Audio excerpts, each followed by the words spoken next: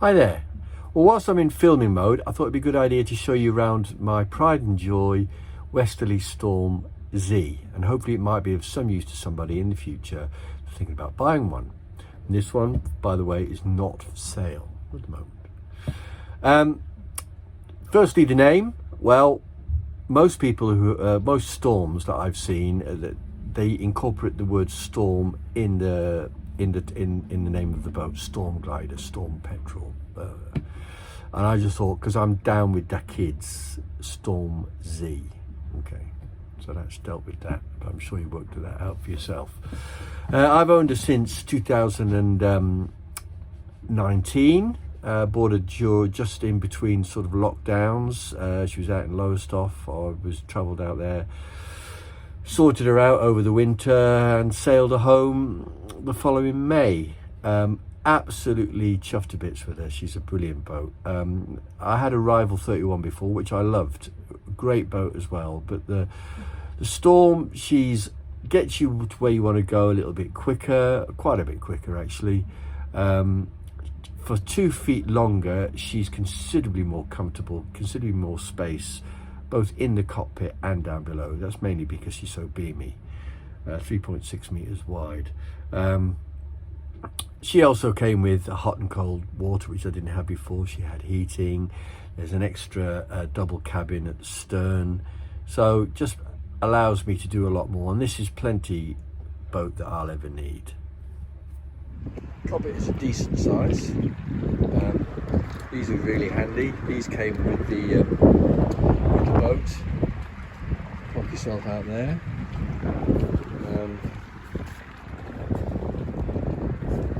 This has been my only victim of the trip. This grating, which I wasn't sure about when I first saw the boat, but it's really actually handy, because under there you can either put a life raft, a dinghy, or as I do, stow all my fenders and lines, also the dinghy as well, and you just basically step on down and it's fine.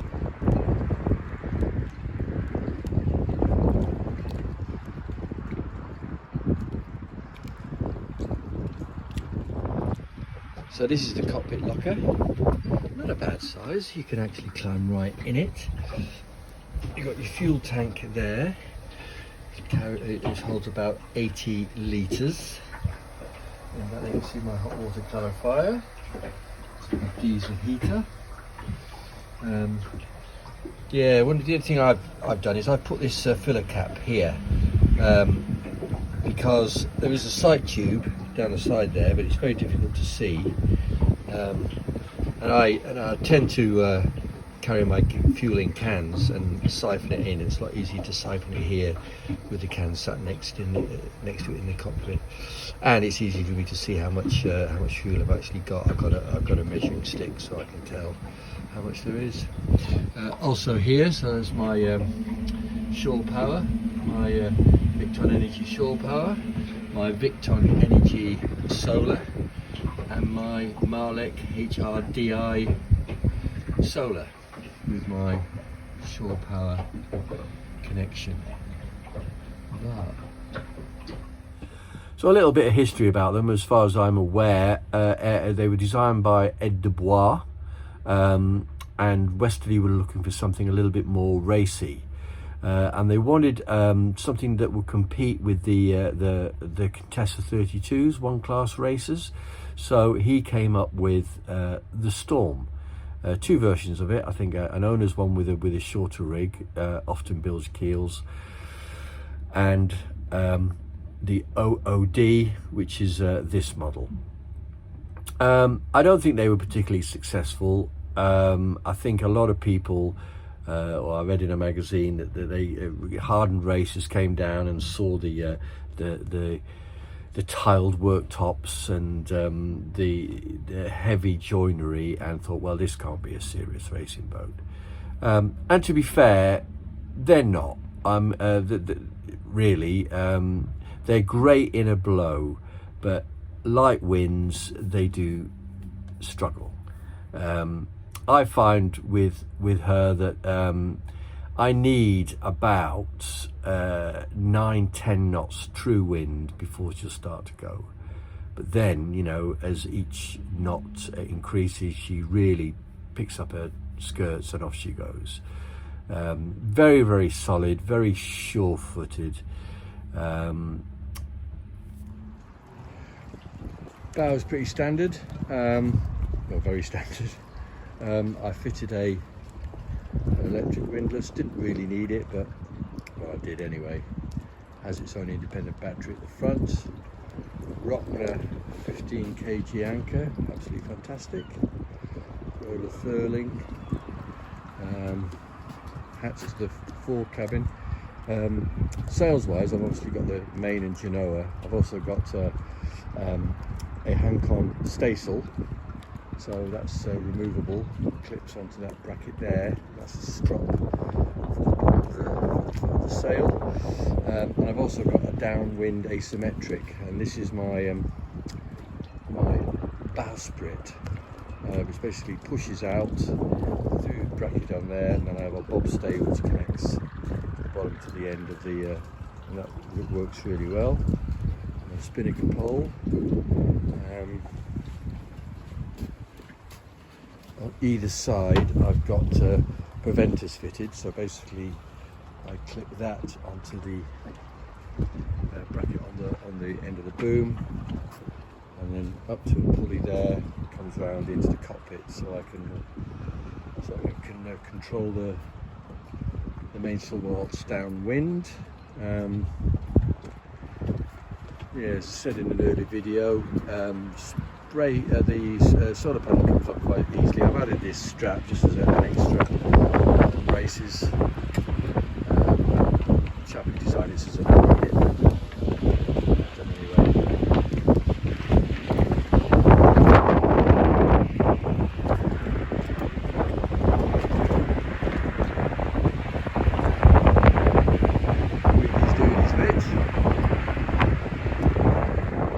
Something I haven't shown because it just looks like any other is the engine.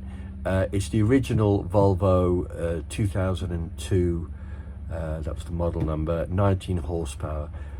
And this one, it was rebuilt back in 2010 by the previous owner, and it runs like, you know, clockwork. It is absolutely fantastic. Although, and if you go on the forums, some will say they are underpowered, and others say, well, they're a sailing, Storms are sailing boats, and you know, you shouldn't need to use the engine that much, and that in effect is true, as long as you're not in a rush when there's no wind. The engine will push her along at 6 knots quite comfortably in flat water. However, if there's anything of a sea running against her, if you're bashing into wind and waves, well, then don't expect anything more than, you know, 3.5-4 knots sometimes. So yes, slightly underpowered, and yes, if I ever get round to it, I would fit probably the Volvo 25 or 30 horsepower. But as I say, at the moment, she's absolutely bulletproof. I'm touching wood, but really, really, really economical fuel-wise. I think, as long as I'm not, I very rarely, I mean, she's an old engine, and I very rarely take the revs over 2,000 revs. And you know, and I'll run her at less than that if I'm going off, you know, using it for a long time, if there's no wind. And she gives me well under a litre an hour, so you know, that's potentially over 80 hours of motoring on a tank, which I think is pretty good. So this is the forepeak, or my wife's boudoir. Nice little cabin. You got a little sink there, zip up hanging locker, and another one down below, and then opposite, full length hanging locker, little shelf on the top. Under here, there's sail storage, plenty of sail storage, and a water tank, forward water tank, about 40 litres if I remember correctly, and it just basically serves the cold water here, operated by the foot pump. I have thought about linking this to the main water tank, but I haven't as yet. But it's handy to know that if you do run out of water from the main water tank, you can come up here with your kettle and use the foot pump, or of course if you lose your electric pump, you can come up here and get water from this tank. You heard me say my wife's boudoir. The reason why it's not our boudoir is because I'm 6'3" and she's 5'10", and although the wide end at the back of the cabin is great, we do tend to play a bit of footsie, so it now works best if she stays there and I go somewhere else. And I now know how the previous owner managed this situation. Like when you buy also, any boat, bits and pieces are left behind, and this was left behind.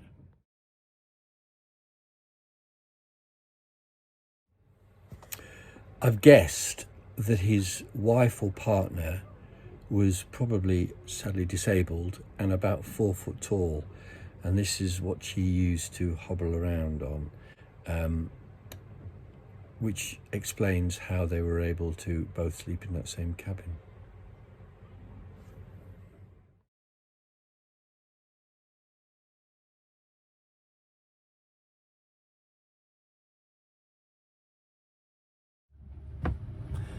Negative points, and of course there are always negative points. For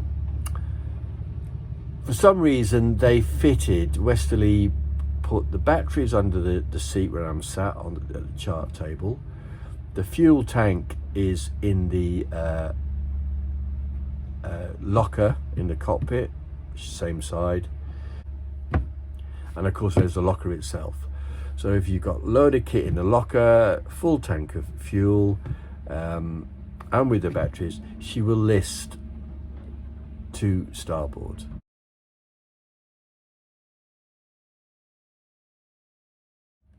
So I keep my fenders under that shelf in the cockpit if I'm carrying another can of fuel, and anything heavy, if I'm not using the aft cabin, or even if I am using the aft cabin, I put everything in the port aft cabin and try and deal with the weight differential that way. I've heard of people have repositioned the batteries under the saloon table. There appears to be space, but I don't think it's that much of a problem to warrant that. I have found that she does sail better on a starboard tack, whether that's got anything to do with it. So here we have the aft cabin, basically at the back of the galley. Again, we have a very handy hanging closet, shelving above, shelving down the side, engine access at the side there. It's actually not a bad size. Both people, when we had two people sleeping here, I found that they both can have their head at the open end, and then the other person sticks their feet down under the cockpit where my new mainsail currently lives. But yeah, not a bad cabin at all. She goes backwards nicely in a marina, where my rival didn't. So here we have the saloon, very comfortable indeed.